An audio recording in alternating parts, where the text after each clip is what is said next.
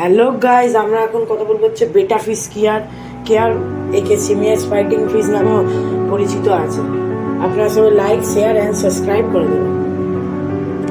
আপনারা নিশ্চয়ই সবাই জানেন বেটা ফিশ বা সিমিয়াস ফাইটিং ফিশ হচ্ছে পৃথিবীর এমন একটি মাছ যে পৃথিবীর সব থেকে সৌন্দর্য মাছ হচ্ছে এই বেটা ফিশ পালনের অনেক কিছু নিয়ম আছে, সেগুলি আজ আপনাদের বলবো। চলুন তাহলে শুরু করা যাক। বেটা মাছ সকলেই আমরা কেউ যদি দেখে তার পছন্দ হবে না এমন কোনো মানুষ পৃথিবীতে নেই। ওই জন্য বেটা মাছকে পৃথিবীর সব থেকে সৌন্দর্য মাছ বলে মনে করা হয়। এবার বেটা ফিশের আমরা কিছু খাবার কি করে আমরা খেতে দেবো এবং কি খাবার খাবে এরা সেইগুলো নিয়ে কথা বলবো। আমরা বেটা ফিশকে খেতে দিতে পারি হচ্ছে লাইভ রোম, টিউবিফ্লেক্স রোম অ্যান্ড বিভিন্ন প্রকার মসকিউটো, যেমন মসকিউটো লার্ভা, ব্লাড রোমস এবং বেটা ফিশের ড্রাই ফুডও চলবে। অন্য খাবার যেমন অপটিমাম, গোল্ডফিশের খাবার, এইসব খাবার দিলে কিন্তু চলবে না। তাহলে আপনার বেটা ফিশ আনঅ্যাক্টিভ হয়ে যাবে এবং তারা বটমে গিয়ে চুপচাপ বসে থাকবে। আমি আমার বেটা ফিশকে তো ব্লাড রোমস খাওয়াই, আপনারাও খাওয়াতে পারেন, কিন্তু বেটা ফুড খাওয়ানো হচ্ছে সব থেকে ভালো।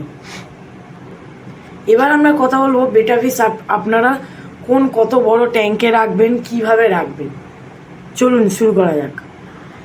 বেটা ফিশের জন্য আপনারা 1 ফুটের কোনো অ্যাকুরিয়াম বা 8 ইঞ্চির বয়েল এবং বা ছোট ছোট জার, সেইগুলোতে যেমন যেগুলোতে আমাদের বাড়ির ঘি থাকে, ঘি এবং আচার থাকে, সেইগুলোতেও রাখতে পারেন আপনারা। কিন্তু আমার পক্ষে ভালো হবে, বেস্ট অপশান হচ্ছে ওরা ছোট জায়গা থাকতে পারলেই ওদের আবার বেশি ছোট জায়গায় থাকতে দেবেন না, কারণ তাদের জায়গা কম হওয়ার জন্য তাদের একটা মুভমেন্ট প্লেস দরকার। আপনারা বলেন এই 8 ইঞ্চির বয়েল বা 1 ফুটের বয়েলও রাখতে পারেন। এবং আপনারা খেয়াল করবেন বয়েল বা অ্যাকুরিয়ামে যাতে বেশি জল না থাকে, কারণ না এরা বাতাস থেকে অক্সিজেন নেয়, এটাই ওদের একটা স্পেশাল ব্যাপার। এই বাতাস থেকে অক্সিজেন নেওয়ার জন্য তারা থেকে ওপরে যায়, যেমন এখন ওপরে গিয়ে বাতাস থেকে সে অক্সিজেন নিচ্ছিল, আবার এখন নেমে গেছে। এইভাবে আপনারা বেটা ফিশ পালন করতে পারবেন। এবার আমরা কথা বলবো ট্যাঙ্কের ডেকোরেশনের মাধ্যমে। চলুন শুরু করা যাক। ট্যাঙ্কে আপনারা গ্রাভেলস, তারপর আর্টিফিশিয়াল প্লান্টস, রকস, তারপর কিছু sand, white sand, black sand বা অ্যাকুরিয়াম সয়েল দিয়ে ডেকোরেশন করতে পারেন।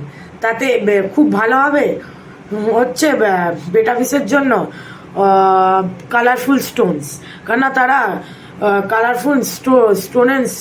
কালারফুল স্টোনের ওপর তারা খেলে এবং তারা ভিতরে মুখ ঢোকায় এবং বিভিন্ন জিনিস করে, সেগুলো কিন্তু বালি বা অন্য কিছু দিলে তারা করবে না। এবার আমরা কথা বলবো বেটা ফিশকে আমরা কি লাইট সেট আপ করবো। বেটা ফিশের জন্য কোনো কম পাওয়ারের লাইট বা বেশি পাওয়ারের লাইট হলেও চলবে, কিন্তু বেটা ফিশের সকালবেলা অন্তত সানলাইট দেখাতে হবে, নাহলে কিন্তু তারা আনঅ্যাক্টিভ হয়ে যেতে পারে।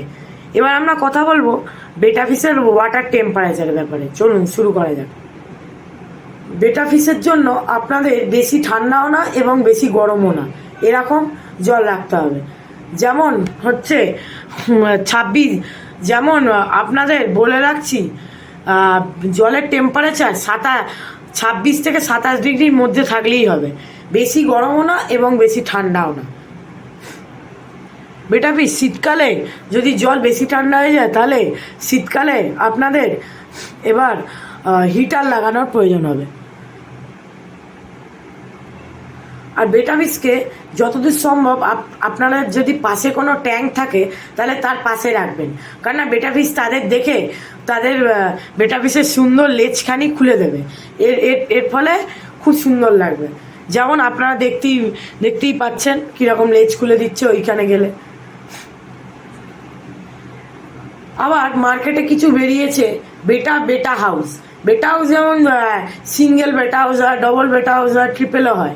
ট্রিপেলগুলো একটু বেশি দামি হয়। যদি আপনারা সিঙ্গেলে রাখেন তাহলে কিন্তু দুটো বেটা ফিস থাকতে পারবে না, আর ডাবলে রাখলে তারা দুটো মেল রাখতে হবে, তাহলে তারা খুব ভালোভাবে থাকবে। আর এই আপনাদের ডাবল বা এই সিঙ্গেল ট্যাঙ্কগুলো আপনাদের অনলাইনে 140, 280 এরকম দামে পড়ে যাবে। আমাদের বাড়ির বা আপনারা বাড়ির পাশের অ্যাকুরিয়াম শপ থেকেও আপনারা এই ট্যাঙ্কটি কিনে নিতে পারেন। এবার আমরা কথা বলবো বেটাফিস মেল কখন ব্রিডিং করে। চলুন শুরু করা যাক। বেটাফিস মেল উপযুক্ত সময় হচ্ছে বেটাফিস মেল যখন আপনার ট্যাঙ্কের ওপরে বাবলের পুরো জলের ওপরটা পুরো বাবল দিয়ে ভরিয়ে দেবে, এবার তাকে বলা হয় বাবল নেস্ট। তখন তার সাথে যদি কোনো ব্রিডিং পেয়ার ফিমেল বেটাফিস রাখা হয় তাহলে সে কিন্তু বাচ্চা দেবে। এবার আমরা কথা বলবো বেটাফিসের প্রাইসের ব্যাপারে। বেটাফিস আমি ফার্স্টেই যেহেতু বলেছি বেটাফিস প্রথম সৌন্দর্য মাছ পৃথিবীর মধ্যে, তাই বেটাফিসের জন্য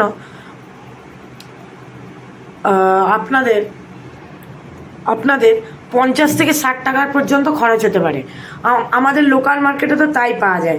এখন যদি আপনি বড় মার্কেটে যেমন গ্যালিব স্ট্রিট বা কোন্নগর কাকারহাটে যান তাহলে একটু দাম বেশি পড়বে, 150 টাকা আর 250 টাকা এরকম পড়তে পারে। এবার আমরা কথা বলবো বেটাফিসের কতগুলো জাতি আছে। বেটাফিসের অনেক ধরনের জাতি আছে, যেমন half moon betta fish, full moon betta fish, crown tail, moon tail, double tail ইত্যাদি। বেটাফিস যেহেতু সিমেস ফাইটিং ফিশ নামে পরিচিত, তাই বেটাফিসের সাথে অন্য কোনো মাছ রাখা চলবে না। এবং বেটাফিসের বিভিন্ন প্রকৃতির ট্যাঙ্কও পাওয়া যায়, 4th, 3rd ডেকার ট্যাঙ্ক পাওয়া যায়, ওইগুলো আপনারা কিনে রাখতে পারেন বেটাফিসকে। এবং আমরা এখন কথা বলবো বেটাফিসের কিছু রোগের ব্যাপারে। চলুন শুরু করা যাক। বেটাফিসের কয়েকটি রোগ হলো সুইম ডিজিজ, ড্রপসি, এইগুলো। বেশিরভাগ বেটাফিসের সুইম ডিজিজই হয়।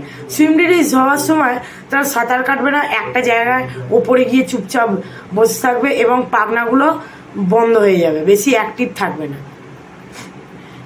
এর জন্য আপনারা অ্যালমন্ড লিপ দিয়ে করতে পারেন। চলুন যাই এবার অ্যালমন্ড লিপের ব্যাপারে কিছু ব্যাপার। অ্যালমন্ড লিপকে আমরা বাংলায় বলি কাঠবাদাম পাতা। এগুলো ইন্ডিয়ার মধ্যে সব জায়গাতেই প্রায় অ্যাভেলেবেল পাওয়া যায়।